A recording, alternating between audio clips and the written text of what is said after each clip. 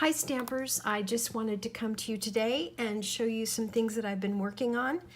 I really think I'm starting to get a handle on these Dist-Ink-tive stamps.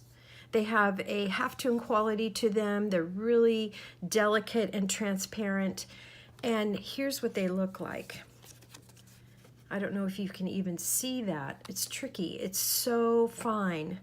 And so one thing I've learned to do, first of all, the photopolymer is much easier to use as a beginner, and I want to make sure it's really stuck on that block with no bubbles.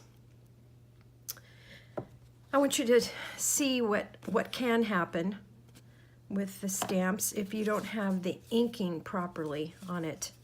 It is a learning curve, and part of it is figuring out how to make your stamp just the right amount, or your pad, just the right amount of ink.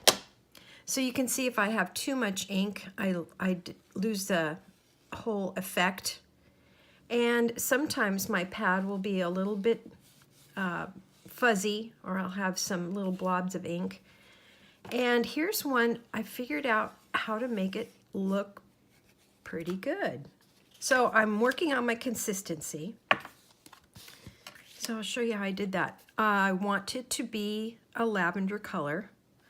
So I'm going to go with a lighter color for the base stamp, and I'm going to use Gorgeous Grape to make that whole stamp pop out. So Highland Heathers first, and I made sure that I had an even bit of ink on it by using the bone folder and smoothing it over the stamp pad so it's all even. You can see that I've done that quite a bit with this old bone folder that I have. The next thing that's nice about the photopolymer, excuse me, is I can see as it hits the stamp what's making contact. Now this area right here is not getting any ink, but if I just press slightly, I can see where it's hitting ink. I can also see that I have a little tiny bit of fuzz there. Try not to clean your stamps with any paper towels or even some cloth that is has a lot of fuzz to it. Okay, I think, oh, it's on my pad. Okay. So you can see what I've been doing. It just is a little tricky. I'm in really good daylight. I can see what is happening with my stamp. These are so lovely, and they're so worth the learning curve. Now this one happens to be Gorgeous Grape, and I'm going to add some more color to it just to bring out some more definition from it. But when I look at the stamp, I can even see that I have a little bit of bubbling around the edge. It's really tough to get your stamp off the pad with a really even coat of ink. So anyway, to handle that, I'm going to take this darker color and I'm going to daub around the edges. I want this bottom of the flower near the stalk to have some definition. And now, because I can take this dauber and move it around the edge, and I can just pick up a little bit of extra of the ink there. Okay, it's looking pretty good, pretty clean. Now, since I've been fiddling with this stamp so much, I'm going to have to breathe on it to make it moist again.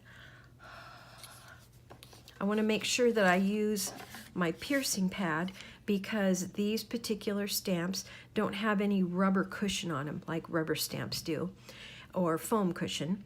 And so I'm going to add that back in by using the piercing pad. Let's see, I only need one layer here. All right, here goes. Let's see if it comes out nice and crisp. And I'm also watching to see that my stamp makes even contact with the paper. And yes, that is very nice. Look at how transparent that is. You have highlights and you have fine little detail lines. So I think that I'm starting to get the consistency down. I've been able to make leaves, which, well, I guess that's a leaf or an unopened blossom. I'm making some stems. I'm trying it with different colors.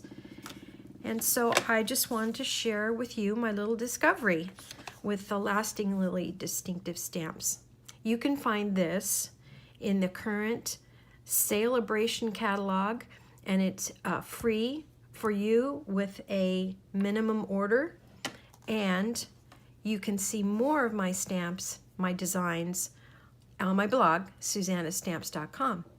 So thanks for taking a look, and I hope to have another video for you again soon.